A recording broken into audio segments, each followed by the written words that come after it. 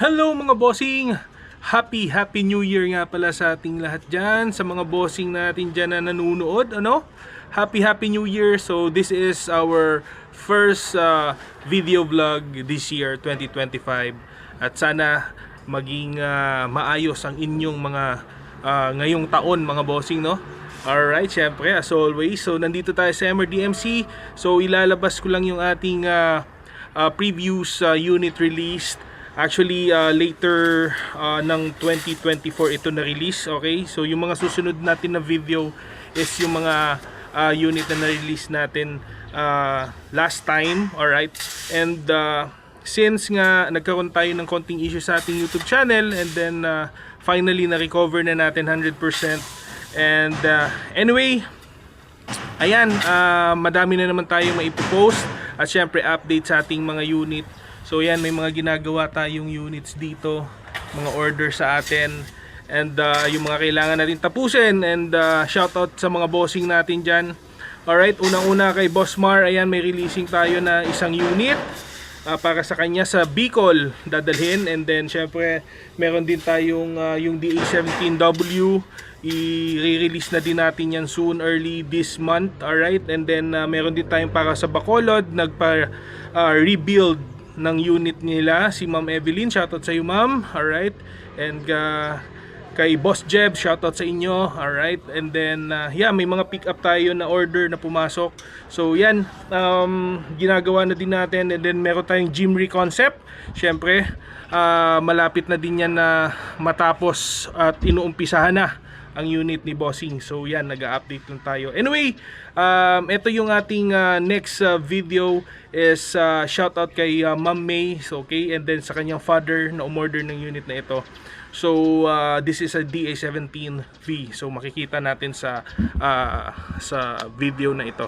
Alright, so yun, gusto ko lang kayong batiin mga bossing, at pasensya at ngayon na lang tayo nakapag-post dahil nga nagkaroon tayo ng issue sa ating channel. And then anyway, naayos na at tuloy-tuloy na to. So let's go. And then syempre Godspeed mga boss as always. And sana maging masagana ang inyong 2025 na paparating. Ayos, sige, tingnan na natin ang video.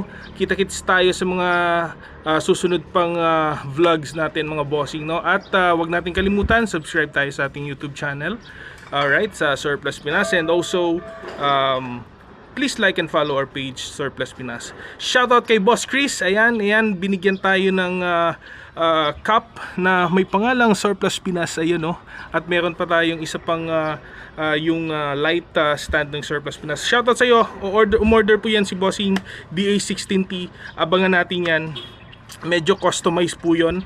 So titingnan natin ang kalalabasan ng kanyang unit. At sige, let's go sa ating video for today. Ito po ang unit ni Ma'am May. Surplus Pinas, yeah. Woo! Surplus Pinas. Halika rito, meron sa'yo papakita. Iilan sa quality sasakyan ba gagamitin? Pang travel, pang negosyo, road trip pa. Buti na lang dito napatpad ka na.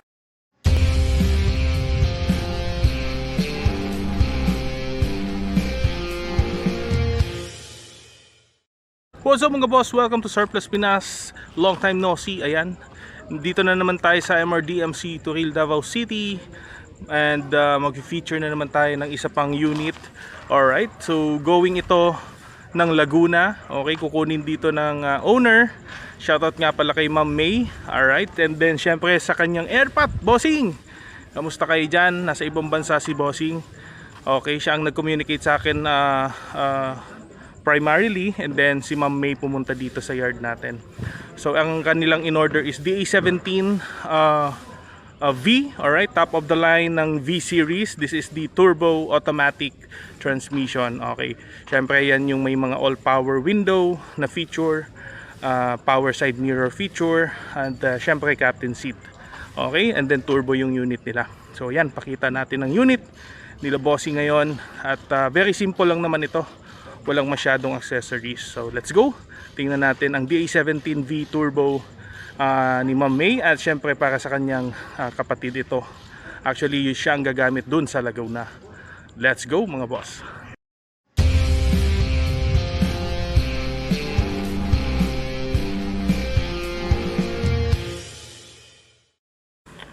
Ayan ang ating DA17V series, and this is turbo automatic transmission. Basic setup lang. Isang accessories lang ang pinadagdag natin dyan, yung top load carrier as requested. So yan ang ating exterior. Iniikutan lang natin, no? Ayan. Shoutout nga pala kay UPEPS. Ayan, tint room. Siya ang ating taga install ng tint at syempre ng stickers sa ating mga multicab. So yan po ang ating DA17 V series. So ito in-install natin, of course. So originally wala yan, madalas sa ating mga V series. At syempre ang fog lamp wala din ito. At pag high-end top of the line ng mga V series nilalagyan natin. Alright, pati itong chrome grille. Shoutout nga pala Nards Accessories, yan. Ayan. And of course sa ating top load, ayan, meron tayong in-install. So ayan, pakita na natin ang interior. This is metallic gray nga pala ang color mga boss. Pagdating naman sa interior, very simple pa din ang request nila ma'am, just to complement the exterior. Syempre ayan, back to original ang kanyang dashboard, para talaga namang astig matte finish pa din, light gray and gray combination, and original finish ang ating door pads. Yun na nga, benefit naman pag mga ganito is hindi magtutuklapan yung pintura. So yun, the early days na kikater ako ng mga made to order, may mga units ako na pinipinturahan yung interior as requested na din ng mga customer. So that time hindi pa ako masyadong alam mo yun, maalam sa mga ganyang technicality. So of course may mga times na magtutuklapan kasi pag pininturahan yan. So alam na natin ngayon. So best talaga yung mga walang paint ang door panels. Syempre sa dashboard hindi may iwasan. Although, as much as possible, binabalik natin sa original. Pati yung granules. May mga granules kasi yan sa surface. So, binabalik natin yan as much as possible. So, yan. Pati sa loob. And black and gray combination ng ating upholstery. Shoutout kay Dimit. Siyang upholstery man natin. In-house upholstery man. Diyan lang siya sa atin nakatira. Alright. So, yeah. Ayun. Palak. Yan, okay. So very simple. Yan ang ating back profile. Naka black felt finish tayo sa ating ceiling. Ayan. So may overhead compartment ang ating unit. Kadalasan yan sa ating mga ganitong klase DA17V high-end. Alright. Although hindi lahat may mga overhead compartment also. So yan. There you go. Yan, ayos. So ang mags natin is 14. Ayan, Japan alloy with a brand new tires na din. Ayos. So yan ang ating DA17V turbo 4x2 automatic transmission, going to Laguna very soon. Alright.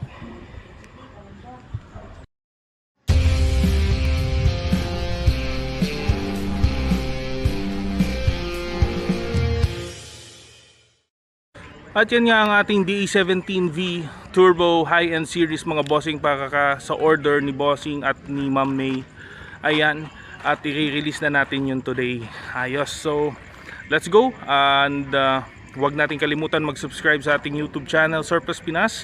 At syempre pa-like and follow ng page natin Surplus Pinas on Facebook. And huwag kalimutan, doon tayo mag-i-inquire sa ating page mga bossing. Message nyo lang ako directly.